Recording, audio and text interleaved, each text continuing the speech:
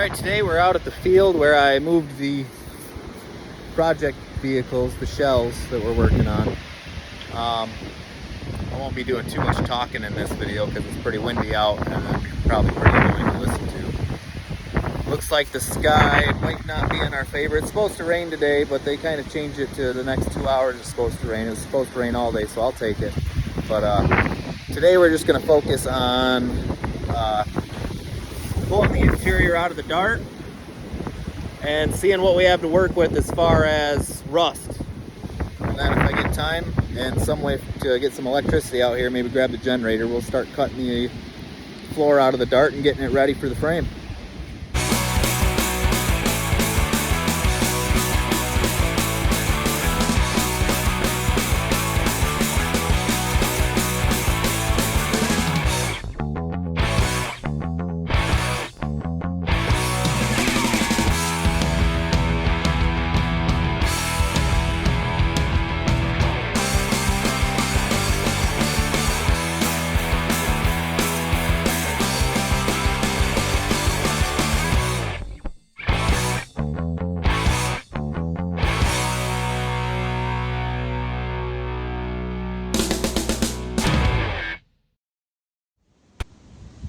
All right, so we've got most of the carpet ripped out.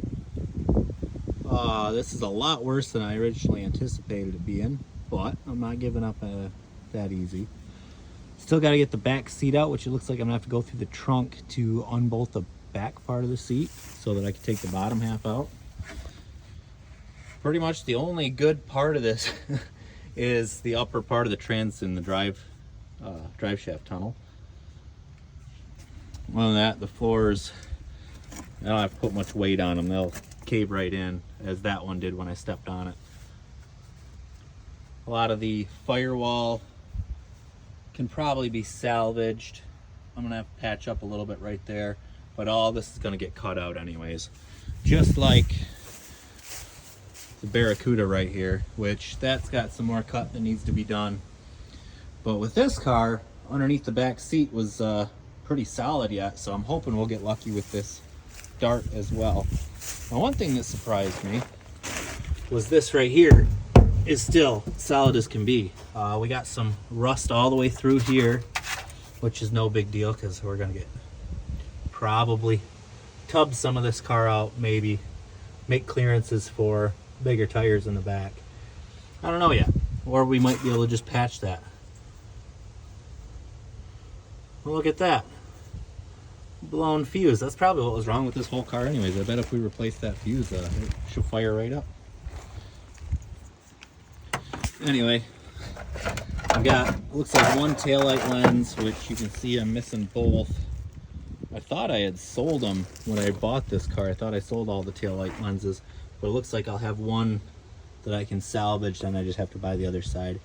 Got a kick panel that was in here. I'll probably sell that. I had some door panels. I have a seat to something else that was stuffed back here when I bought the car. I don't 100% know what it goes to. And then obviously the tarp from my makeshift paint booth from last summer. What else we got in here? Is that a windshield knob? Yeah. Wiper knob right there. Little goodie back here. Trunk lid's in good shape. Most of this is in pretty good shape other than that little bit of rot in both those spots on both sides. I'm not too concerned about that. Looks pretty good up in there. When I looked underneath this car, the fuel tank looked like it was pretty good condition, but if I have to switch to something else, we'll probably do a fuel cell. The other good news, the frame that it's going on, I actually came across a couple wheels out on the farm here. So I'll be able to throw some wheels on that, 4 1/4 on 5. So that'll be nice. I can get at least the front end of the frame up, and then I just have to, I think I've got a couple spare tire rims here that this rear end's sitting on, and that might be the rear end we end up using for a while until we come across something a little bit better or we put more power to the car. But like I said, this is gonna stick with the Slant 6 and we're throwing a blower on it.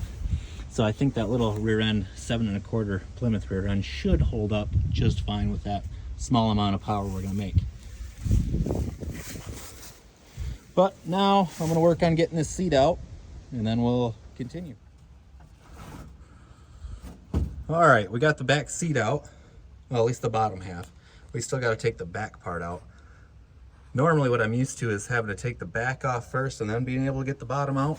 But if you ever have to take back seat out of a 74 era Dodge Dart, take the bottom seat, you push it in, and it'll unlatch from these hooks down here. And you have to kind of push it back, lift it up a little bit, and pull it back, and it'll come free. And then the back half, you got to take a bolt out on each side, it looks like. And then it's got some hooks up in there behind the springs. So we'll get that done and continue on. All right, so I've got it unbolted there and there. Now, in all theory, it should come straight up and pop up out. Sounds like I'm still caught on something, so let's check it out here. See if I can. There we go. Yep. Pull forward, lift up, comes right out. Get that out of there.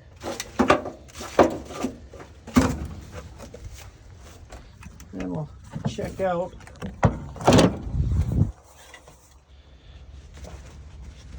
what we've got here now.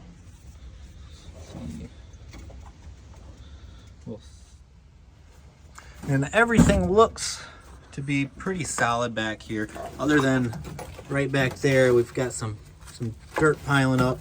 So somebody drove this for a while with all this rust as it is. I feel like it's still pretty solid though. Ooh, what did I find here? This is a light cover. Does it go to my, it goes to my dome light. That's amazing. I love when I find little pieces, parts of cars and places they probably shouldn't be. Looks like somebody tried to use some electrical tape to hold it up there and it didn't stay very well. This roof looks really rusty, but it's really not that bad. It's a little surface rust. Really solid still. So is all this stuff. I'm not too worried about that. Yeah, this all looks good. We're gonna end up putting sheet metal in there. This floor all feels nice and solid yet. So like I said, we're gonna have to put a little bit of patchwork in there on the wheel well, but we might end up tubbing it out a little anyway. And salvage a little bit of the firewall. I got a couple steering columns that should be able to fit in here. The windshield's sitting right there, so we'll pop that back in when we're ready. I have the whole dash for it, which we're gonna modify because this is a race car, not a daily driver. Though I do plan to probably drive this car back and forth to work. So it will be on the street a little bit, but it's not gonna have a whole bunch of the creature comforts that most people like to see in old cars. And also, just out of happenstance, I was going around the farm and I found some tires that I think should fit the swept line over there, the frame, which is going to go underneath this car. So I'm going to go try to test those out, see if we can get the frame up off the ground and pop those wheels on. Just a side note too, I was curious just to know the health of this motor before I pull it out. But believe it or not, let's see if I can, it was rotating. There it goes. It actually, it turns by hand. There's no compression, but it's not seized up. I thought for sure this thing would be seized with how long it's been sitting. Hardly any compression at all, if maybe one or two cylinders have it, but I don't know if I'll end up using this block. I'm not sure if it's a 225 yet or a 198. I'm guessing it's 225. The later ones usually were. 198s are kind of hard to come by. I do have one available if I would decide to go that route, but anyway, I thought I'd just kind of share that with you because I thought that was pretty neat. All right, so we've got the hood out of the way. When we take this out, we're probably not going to be too nice to it because our cross member for our transmission is, well, almost non-existent. nature almost cut the rest of it out for us. So we'll end up helping that along, cut that out. I will be nice enough to at least unbolt the motor mounts here, even though that one's shot, needs to be replaced. I don't know the health of that one down there, but we'll get those disconnected, cut that trans member, and disconnect the clutch linkage there, and then get the old shifter undone out of the inside there. And then we're probably just gonna grab it onto it with the tractor and heave her up out of here and go from there. And then we'll have mostly an empty shell of a car. And then we'll put it up on some type of stands or a lift and get the frame underneath it.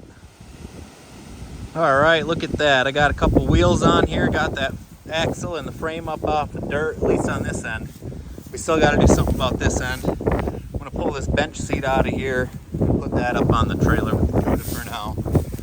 And just in case there was any Mopar fanatics out there who were wondering, when I took this back seat out, I was curious too to see if there's a build sheet, but there's not, unfortunately. So I didn't score gold there. I was hoping. Would have been at least neat to have. But the VIN actually does a pretty good job of describing what this car came with and what it was. It was a 74 Dart Swinger, slant 6, and it's gonna stay a 74 Dart Swinger with the slant 6, but just gonna have a few modifications done. Anyway, I'm gonna get this mess cleaned up, and hopefully next time I'll be able to start cutting this floor out and start cutting the old parts of the subframes out that we're not gonna need anymore, and move that cab off the frame and start modifying the frame for this car to fit on there. So until next time, have a good one, guys. Like, follow, subscribe, all that stuff. Check us out on Facebook too, Colts Hot Rods. See you guys later.